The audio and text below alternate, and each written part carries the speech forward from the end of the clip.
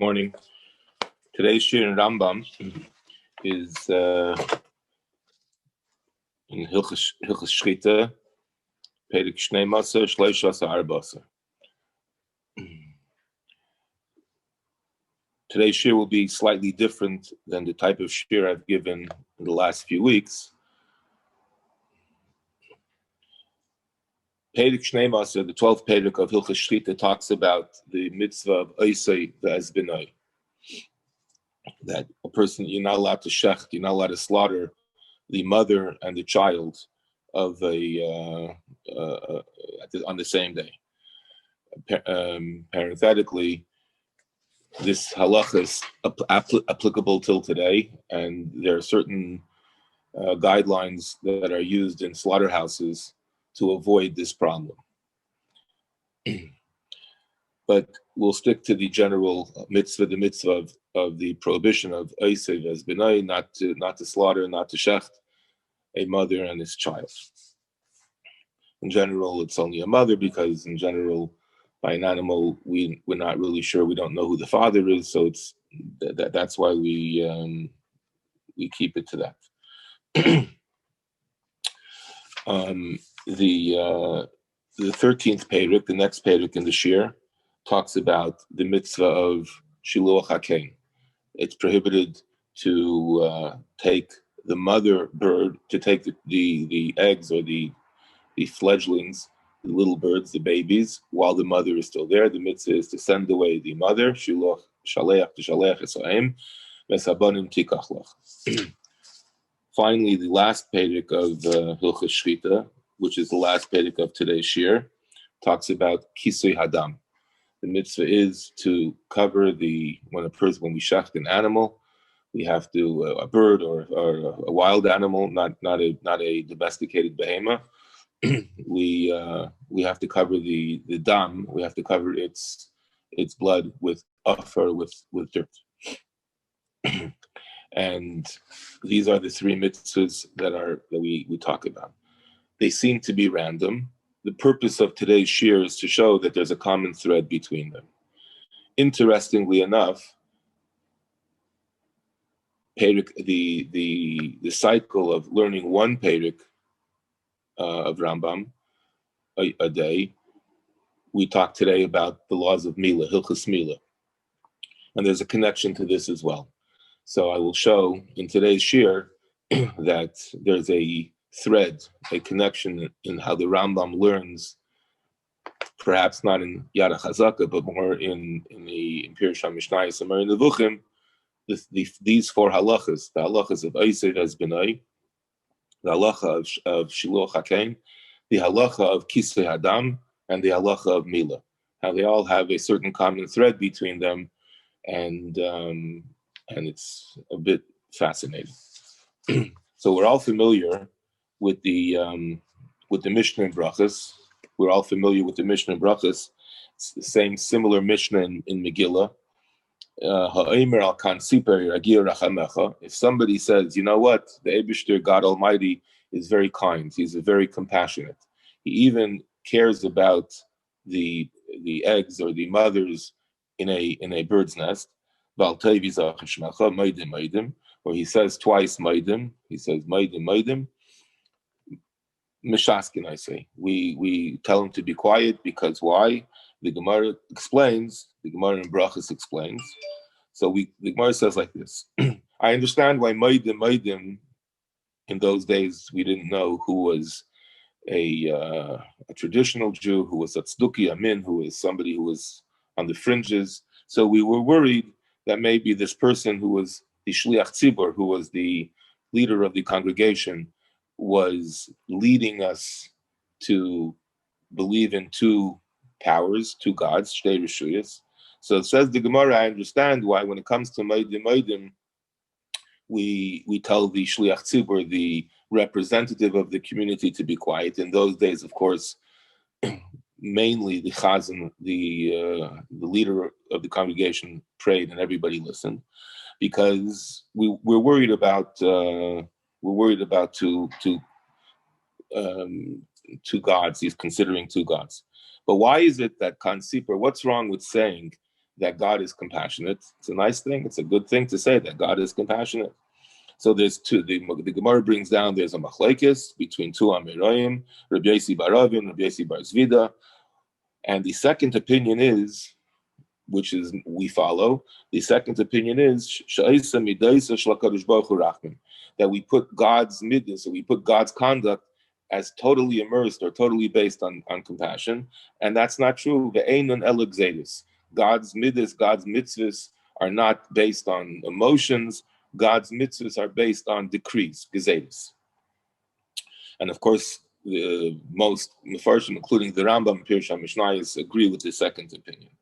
And he says, because he explains in Pirush HaMishnayos, because the compassion of God is on the, specifically we're talking about Kansiper, with the mitzvah Shluach HaKen. The compassion of God is on the, we would think that the compassion of God is on the bird. God cares about the bird. He's compassionate.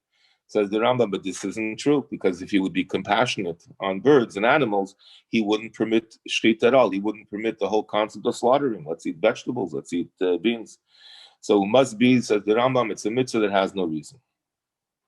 The Rambam in Hilchos Tefillah, not in today's year, the Rambam in Hilchos Tefillah says, brings down this halacha, and he says as follows: whoever says that Mishirichem al kan siper, if a person who has that the reason that we were compassionate about a concept about not taking the mother, or that a person, or or we shouldn't slaughter the mother and the child at the same time, etc. I say here we see the Rambam compares both halachas, which is not done in the Gemara, because these mitzvahs are not rachmim, are not based on compassion; they're based on decrees. Because if it would be decrees, we wouldn't be matir, we wouldn't permit shechitah at all.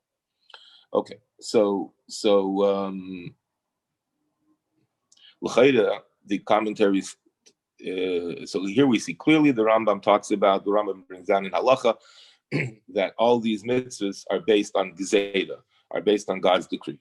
However, the Rambam in Moreh Nevuchim, which of course is the Rambam's philosophical philosophical Bible, so to speak, the Rambam has a whole different approach. And this is to many commentaries problematic. The Rambam says as follows in Moreh Nevuchim. It happens to be in Chelek Gimel Perik Memches. It's an often discussed part of Moreh Nevuchim. The Rambam says as follows: that the reason that we're not allowed to slaughter a mother and a child, an animal, on the same day, because it's a reason of tsar balei chayim.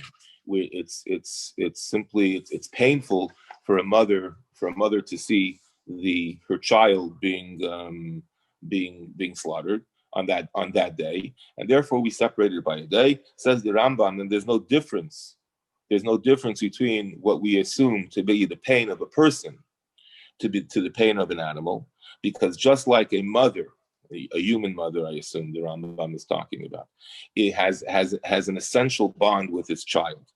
And the same reason, says the Rambam, an animal, a mother, an animal has an essential compassion on its child, and the Rambam explains how the mother is able to recognize the child, and the same thing with Shluach HaKen. Says, because it's interesting, because the baits, why do we have to send away the mother? Because the eggs, the little eggs that the mother is on, and those little fledglings are useless for eating. Everybody knows that there's something that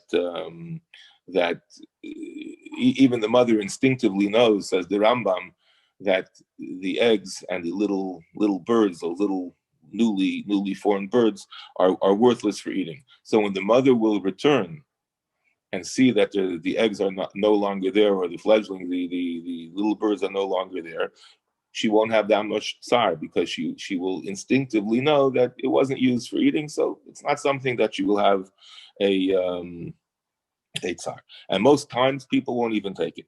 So therefore, so says the Rambam, if we see from here how compassionate, how great the Torah is, that even if on such a case the Torah is machmer, Torah is very serious, how much more so we should take this serious. So obviously this is an issue.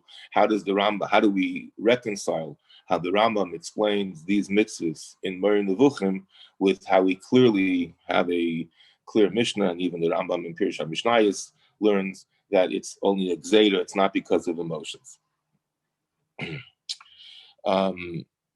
This goes into a massive discussion, which is also a machlekes between the Rambam and the Ramban regarding whether we are permitted to discuss or to elaborate on taimei hamitzvahs. Everybody's familiar with the famous Rambam. The Rambam in Moreh Nevuchim discusses one of the reasons of the prohibition of eating blood or covering the blood, which is also in today's shir. The Rambam explains that this is connected to the fact that the Jewish people were very involved with Avodah Zarah, and blood was something that was essential to their whole daily life, and therefore we have to cover it, and therefore we're not allowed to eat it. And even though the Ramban slightly agrees with the Rambam, but there's a major problem. The Ramban argues that the whole point of Shechitah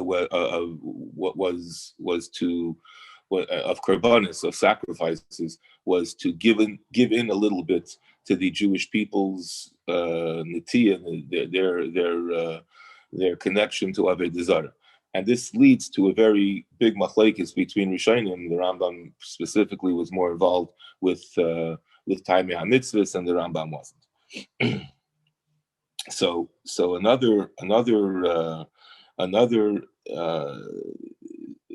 point, said the Rambam, which is connected to what I said before, the Hilchas Mila, which is in the cycle of one Perek a day.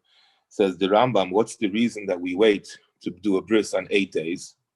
So the Rambam explains in Moreh Nevuchim, because God had compassion on the child, because in order to give him strength to survive, and therefore the mitzvah of bris is only after 8 days, and similar to the compassion that God has on an animal, where we know that carbon is only after 8 days.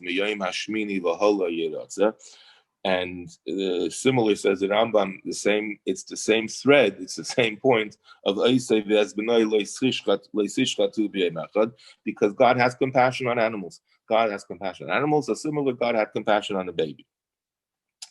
So we're not left with much time, but the question essentially is, how do we reconcile this Rambam, this Moreh Nevuchim, that clearly delineates the mitzvahs that we discussed today, the mitzvah of Shiluach HaKen, the mitzvah of Eisev Ezbenai, the mitzvah of Kisei Dam, which is to cover the dam, that it shouldn't have such an effect on us, and the mitzvah of Mila, which are the four mitzvahs that all those that are following the Takanas Rambam are learning today.